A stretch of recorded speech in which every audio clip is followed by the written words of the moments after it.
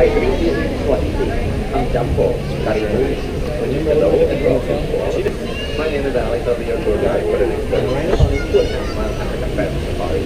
We have some space to wait. The doors to the left and right are back. Yeah. If you drop anything over the side, tell me at the end of the tour. We'll get your items back as quickly as we can. If there's a medical emergency, look for the yellow strips on the ceiling, left side, right side. Push either of those yellow strips and I will come to an immediate stop. If you are sitting in the first 5 rows behind me, you're still looking for the yellow strips, aren't you? Darno sits in the first car, but I meet you there. I have a rear view mirror. If you wave, I shall see you. We'll find what's going on. You can take all the pictures you want. Just stay seated while the vehicle's moving. Once I come to a stop, you may stand. Once I start moving, please take your seat again. Please turn off your cell phones and enjoy the animals for the next 30 minutes. Unless you use your cell phone to take pictures of the plants and the animals all around you. In fact, you can take a picture of the cheetahs on the right. Look for the cheetahs on the right. Raise your hand once you see the cheetahs. See the cheetahs? Do you see how well hidden they are? See the red-orange flowers on the honeysuckle bushes? The cheetahs are in the shade. Poor cheetahs. Now, these poor cheetahs are almost 14 months old. Okay, they're almost full grown. Under the tree? There are fewer than 10,000 cheetahs in the world. The leaf had over 140 babies born here in 46 years. So you know what? Those cheetahs are simple enough to fight against extinction. Okay? Yeah, I see the Now, look at the color of the cheetahs. They're tan, they're black spots. Okay, you know what they look like? Logs. They look like logs. They look like the logs. They look like the shadows of the logs. They blend into their surroundings. They are camouflage. They are cryptically colored. I'm going to be honest with you. They're stuffed animals. Nobody can tell the difference because they're not moving. No, folks, they're sleeping. You know why they're sleeping? Because they can. You want to see a cheetah in action? Okay, at 3:30 we have Cheetah Run. It is a free presentation. Anybody can go see a cheetah run off the leash on a 100-meter racetrack. Do not miss Cheetah Run at 3:30. You want to see cheetah in action? Just look at the cheetahs on the right. Who the heck wants to run around at 70 miles an hour the entire day? Your 2-year-old perhaps. But even your 2-year-old eventually is going to have to stop, take a nap. Okay? It's normal. You save your energy. You rest. Look on the left. Uh-oh. What's happening? Giraffe right at the truck. What is going on? Giraffe. Is it Giraffe Park? No, folks. It's a caravan safari. Those people paid extra so they can go on the only tour we've got where you go into the exhibit in the back of a truck. Now, most of the animals will stay away from you because they're afraid of you. You know, like the gray antelope. Those are common wildebeest. Or the tan antelope past the truck. Those are fringed oranges. But the giraffes are so tall, they can see danger from 2 miles away. And I think they figured out we are no danger to them. We have acacia leaves for them. Giraffes eat acacia leaves. So every time they see the truck, it's like, ice cream! Ice cream! There's acacia flavored ice cream! And can I have this flavor? Oh, can I have some vanilla and some mocha? And all that. So they come right up and take the leaf from your hand. You can have your picture taken of you feeding a giraffe. You gotta be at least 8 years old to do that tour. Because it's a 2-hour tour and there is no bathroom on the truck. On the right, look at the flamingos. The flamingos. Okay, question for you. Are the flamingos camouflage? If you say yes, raise your hand. If you say no, raise your hand. Okay, they are camouflage. Nah, they don't look like the water. You are correct. They don't look like the dirt. You are correct. They look like the two that are hiding? Oh my gosh, yeah. So it's not my environment, unless you count my fellow flamingos as my environment. There are 140 African grade of flamingos in there, and they're all light pink in color. Which one will the predator pick? That one. No, it moved. Oh, that one. No. So guess what? The more of you there are, the more confusing it is for a predator. The more you blend in with each other. The more you practice social security. And by the way, the more eyes there are to look around for danger. So now you got 148 pairs of eyes saying like, okay, no danger. We're good. See that? And you know what? If there are 148 of you, half of you can take a nap. 104 of you can take a nap. And the rest of you can watch out for danger. See that? So social behavior is another survival tactic. You blend in, you hang out with each other. And then you survive. You watch out for each other. You survive to maturity. At which point you court and mate and reproduce. Those flamingos, over 170 babies in 46 years.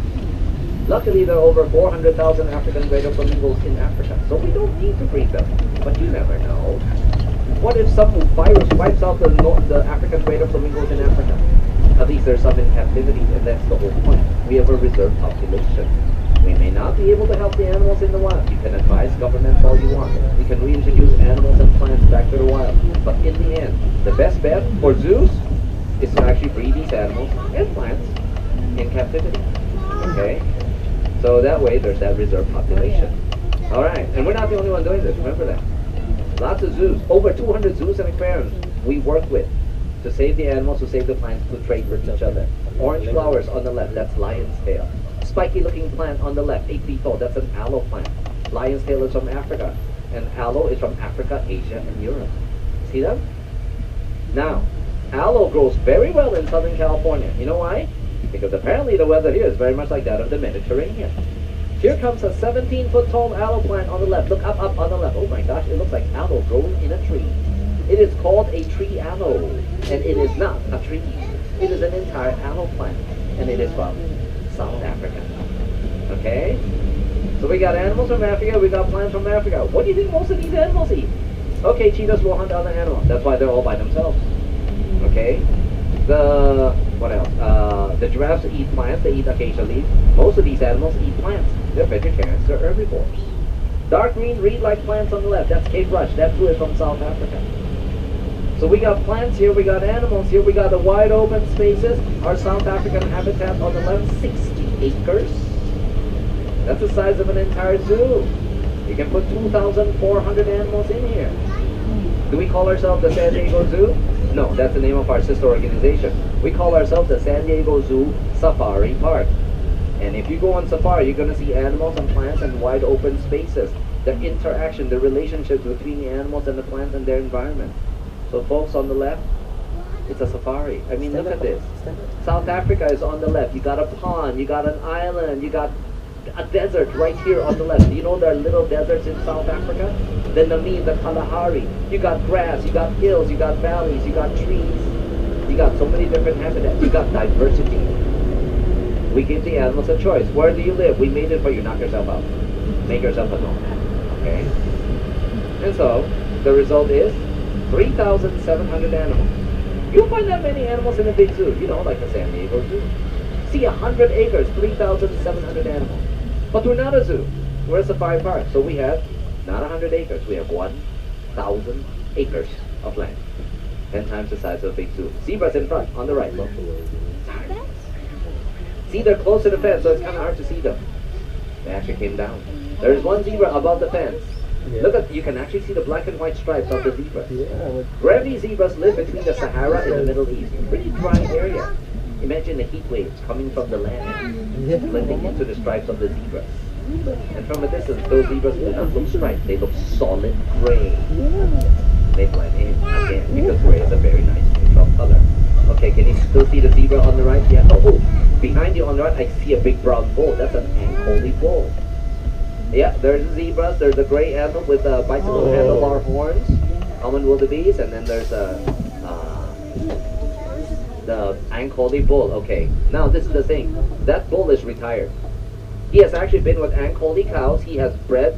He has had babies, and now it's time for him to go like a little time out for you. Remember, we have 3,700 animals. We cannot let all the animals mate with each other. One, a lot of them are related to each other. No inbreeding, no genetic defects. Two, we do not want 2,500 babies a year.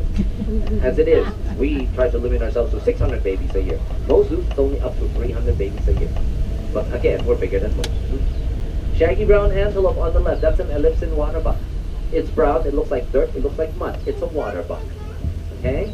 And then over by the water, the gray antelope are common wildebeest or white bearded moose. This is the breeding population right here. Look what they're doing. They're eating. Number one most common activity in the wild. Eat. Get energy. See them? That's the number two most common activity. What's number one? Rest. Okay? Save your energy. You sleep 8 hours a night. 1/3 of your entire life you are unconscious. There's laziness. No, it's conservation of energy. Look at the two rhinos on the left. In the shadow of the palm tree. By the tree, by the palm tree, Papa? The rhino facing you, I think that's Chuck. Chuck is a southern white rhino. He got you when he was 20 years old. In 1929, there are fewer than 100 southern white rhinos in the wild. We are responsible for 93 babies. That's a record outside of Africa. Chuck is responsible for 8 of those babies. But now he's 46. He's retired. The other rhino to the right of Chuck is Nola. She's 41 years old, but she's not a southern white rhino. She's a northern white rhino. She's never had a baby. She's not going to have one now. She's too old. They live 40 years in the wild. So what are you going gonna do? We have her skin cells, we will try to convert them to stem cells, we will try to clone her or do stem cell research or artificial insemination or in vitro fertilization or surrogate parenting. But we're gonna do it. It may take 5 years, it may take 15 years, but you know what? You saw NOLA? You saw 25% of the entire world population of northern white rhino. She's the only one in the Western Hemisphere. And you know how many are in the Eastern Hemisphere? 3 in Kenya. That's it. There are 4 northern white rhinos on the planet. And that's why we're here. Can't help them in the wild. There are none left in the wild. They're extirpated, extinct in the wild. So we help them here in captivity. On the left, from the little deserts in South Africa, these are South African oryx, South African huntsbuck. Lavender blends into the sands of the Kalahari or the sands of the Namib. Long horns allow them to fight each other, not kill each other, fight each other. Lock horns and shove each other around, to wrestle with each other for the right to survive. Yeah. I know they look nice and peaceful, but those horns look really intimidating, and that's the point. You know, you give somebody a look and they back off. Yes, they don't fight you. That doesn't make any sense for them to do that. They fight until somebody backs off. Oh, look at this on the left in front. I'm gonna go by really slowly. Get your cameras ready. 1, 2, 3, 4, 5, 6, 7. Seven giraffes right here. Look at their spots. They blend right into the shadows of the trees. Look at them chewing their cud. What? Chewing their cud? You mean like cattle? Yes. They have 4 chambers in the stomach. They're ruminants. They eat the leaves of the acacia tree. They eat the pellets that we put in the feeding bin. They chew, swallow into the first chamber. Digest. Regurgitate back up into the mouth. Chew the cud. Chew it. Swallow into the second chamber. And then to the third, then to the fourth. That's cool, Homo tail. What do they eat? They eat plants. It's high fiber. It's Whoa, he's looking right at us, tail. But guess what? They are like cattle. Very efficient digestive system. Oh, by the way, cattle are ruminants, giraffe, yes, deer, antelope, goat, and sheep. They're all ruminants, folks. Yeah. I mean, look at these antelope. The lavender ones, the huntsbuck. The tan one, Patterson's eland. They're all ruminants. And you know what? You have to have good digestion when you come to eating plants. Low protein, high fiber. Yeah. Cheetahs, on the other hand, they eat meat. We eat meat. Our digestive system is not very efficient. Yeah, you have a 20-foot long small intestine, but that helps you to digest a lot of meat too. Yeah. On the left, look at the black animals. Yes, and Cape buffalo. Ruminants too. Look at their color. I have a question for you. Buffalo tail. They are black in color. Are they in the shade of the tree because A, they're afraid of the sun, they don't want to get overheated, or B, they're afraid of being seen by us, they're afraid of the predators, or C, it's both. If you say they're afraid of the heat, raise your hand. B, they're afraid of being seen, raise your hand. C, it's both, raise your hand. Correct answer is A. They're not afraid of you. When winter comes on, they're right out in the open. They go like, yeah, we wear all black. We get up to 2,500 pounds. You want to mess with us? Come on, bring it on. You feel nothing. Well, to you, punk. So folks, Cape buffalo are not afraid of you. If you mess with one of them, they'll mess back with you. They'll come after you. They can charge at you. They can stampede. They can trample you. The black color is a threat color, a danger color, in your face color. Think of a skunk. That's not a big animal, but it's black and white. Those are very visible colors. So those colors are also threat colors. On the right, what we've got here on the right. Look what we have. These 2 light gray animals are Somali wild asses. Fewer than 600 Somali wild asses left in Somalia and Ethiopia. Can we help these animals in the wild? You can advise the government, you can have conservation projects, but in the end, our best bet is to breed these animals in captivity. It's a safe environment here. So we've had 43 babies in 46 years. And you know what? There are 1,100 Somali wild asses in captivity. That tells us 2 things. They're doing better in captivity than they are in the wild. That's one. Number 2, we're not the only one doing this. We work with over 200 zoos and aquariums to save the animals, to save the plants. Look at the ostrich on the left. We do not breed ostriches. Why not? Because 1, there are ostrich farms all over the world. They're not endangered. 2, we want to have 600 babies a year at the most, right? Okay. A female ostrich can lay 60 eggs in 1 year. We have 2 females. Would you like to have 120 ostriches born every year? Nope. So we don't have a male. The ostriches will lay eggs, but the eggs will not hatch because they're not fertilized. They're sterile. Okay? Yeah. We do family planning. We do birth control. Otherwise, we would have too many babies and some of them will be inbred. Oh, on the left, big tan antelope, roan antelope from Central and South Africa. Great tan antelope, stripes, greater kudu. Yeah, look at the kudu. Look at the roan antelope. Look at them hanging out with each other. Two different species. Let's work with each other in order to survive. You see this? So folks, different species, it's okay. There will be competition, but there will also be cooperation, folks. More roan antelope on the left. Where are you going? Where are you going? I'm going to go down to join my mates. Yeah, just hanging out. So South Africa, you got a lot of different habitats, even deserts. Central Africa, it's mostly green, because Central Africa gets more rain than North or South Africa. There's woodlands on the eastern area. There's a tropical rainforest in the western area.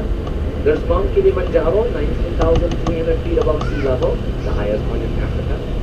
Okay. Lots of different habitats in Africa. What's that? What is like 1,000 different languages spoken there? There is diversity, even among the people. So folks, we celebrate diversity. We say everybody deserves a chance to survive, to thrive. And that's why we got all this land. Give the animals a little space. Give the plants a little space. We have an African cypress tree here. There are only 150 of them in the world, so even the plants need our help. There's a forest on the right. Oh, I see the forest animals. You're going to have to look. Okay. Past the pond, past the rock bridge, in the shadows, cinnamon-colored antelope. Cinnamon-colored antelope. East African bongo. Hiding in the forest. That's where they are, usually. Right? If you look all the way to the front, on the right, dirty orange antelopes, those are Zambezi lechwe. They're from Central Africa, but they're not from the forest. But we put them in here because often you cannot see the bongos at all, because they're hiding. On the right, look at the island. Look at the two birds with the yellow crowns on their heads. Those are West African crown cranes. The yellow crown comes right up to the yellow grasses where they live. The yellow crown is called a panache. Question for you, the panache, is it made of hair or feathers? If you say hair, raise your hand. Feathers, raise your hand. Birds do not have hair. If you said hair, you gave the wrong answer. You are the weakest link. Goodbye. But it looks like hair. Yes, it does, doesn't it? But you gotta remember too, hair and feathers are made of the same protein. It's called keratin. Look at your fingernails. Your fingernails are made of keratin. Your fingernails are made of the same stuff as your hair. Do your fingernails look like your hair? You need to go see a doctor about that. Look on the left. Look at the orange antelope. You got the cub. One, they're at the top of the hill. Nice vantage point. I can see all the way down. Two, they're resting. Conservation of energy. Three, they're right next to the water. Four, they're right there in the grass. That's their food source. Five, they're staying with each other. Safety in numbers. Social security. Six, even as they're sitting, you can see they're sitting facing different directions. Oh yeah. Why do they not all face one direction? Because they are not a British boy band. They are wild animals. Now folks, this is survival. Look everywhere. Fallen alert circle. I was going to say 7, they blend into the yellow grass. No, they're orange. Oh yeah, they do blend into the yellow grass. What? Orange blends in with yellow? Oh yeah, orange blends in with green and red too. Most mammals are partially colorblind. All mammals can see blue. But most mammals, red, green, orange, yellow is all the same color for them. Okay?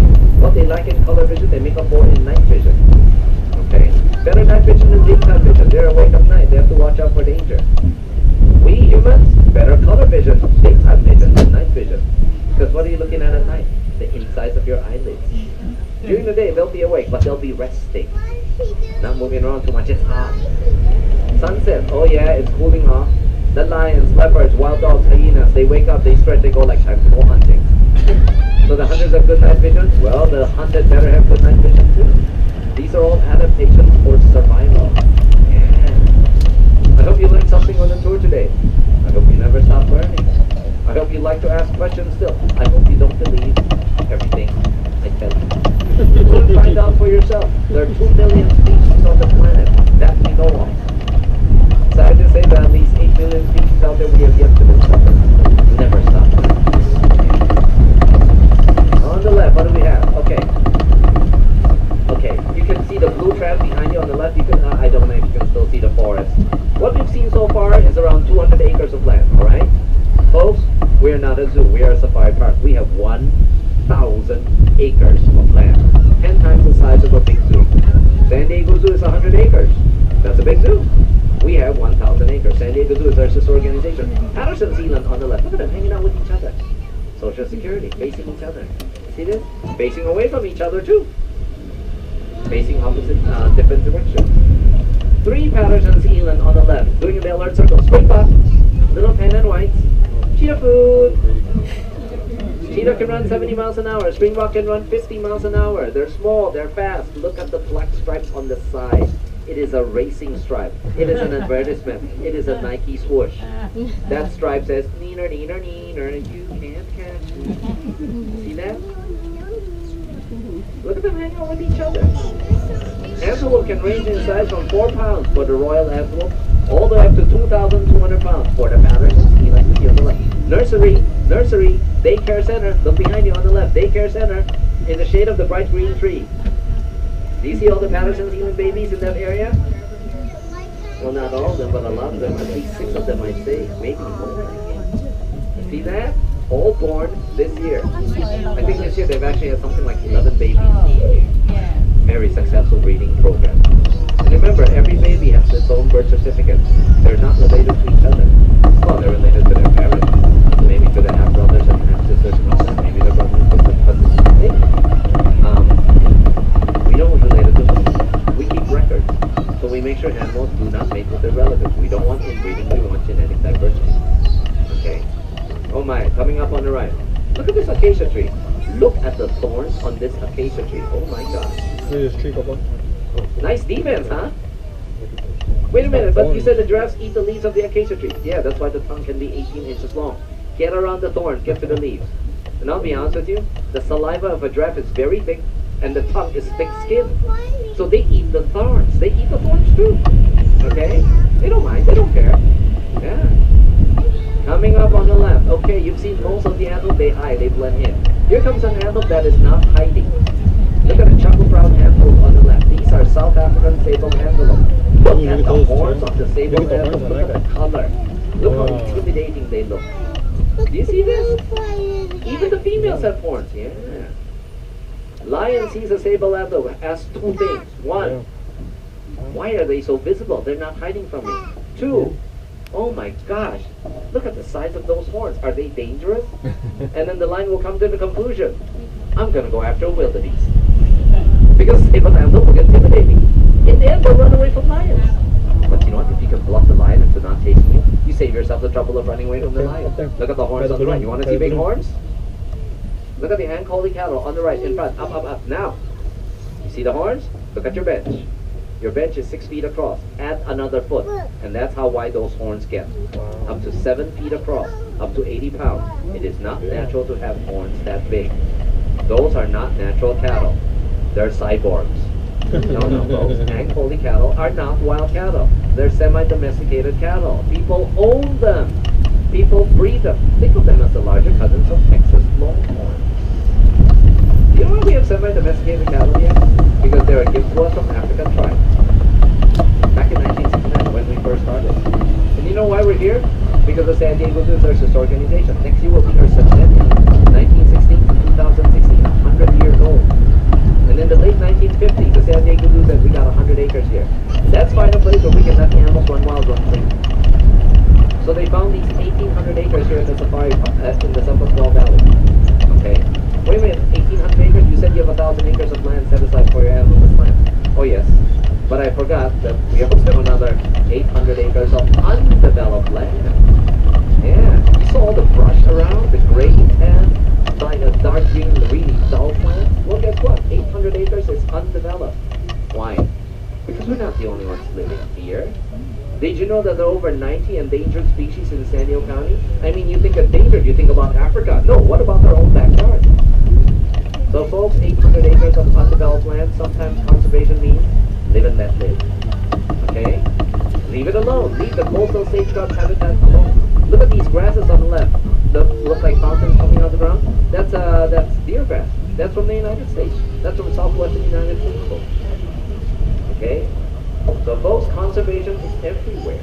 Yeah. In our own backyard. Okay. So we found this location in the San Pasqual Valley. We were here in 1969. Opened to the public in 72. We leased this land from the city of San Diego for $1 a year. This is a privately owned non-profit organization, folks. Okay? All the money we make here, after expenses, it goes back to the animals, it goes back to the plants. Look on the left, look at the bubbles coming out of the pond. You see, we got the flamingos above water. Well, we got animals underwater too. The bubbles are the Loch Ness monsters. No, folks. We have fish underwater. What do you expect? 5 fish species. And the bubbles are us aerating the pond to prevent the buildup of algae. Because some of that algae is toxic to the fish. Okay? We have channel catfish in there. If you go over to the ridge, you might see the 2-footers. You probably see the 2-footers. You might get lucky, see the 3-footers. You might get extremely lucky and see the 6-foot-long channel catfish we got. I've never seen it. Yeah. But guests keep telling us it's still there. Yeah. It's still there, folks. Yeah. Oh, here come the giraffes. A tower of giraffes. Close to 260 of these giraffes born here in 46 years. 14 of them here right now. Yeah. I think, around 3 years ago we had 24 giraffes. We have to keep them down to other zoos. Because there's great demand for them. And also, a lot of the males are fighting with each other. Even the young males.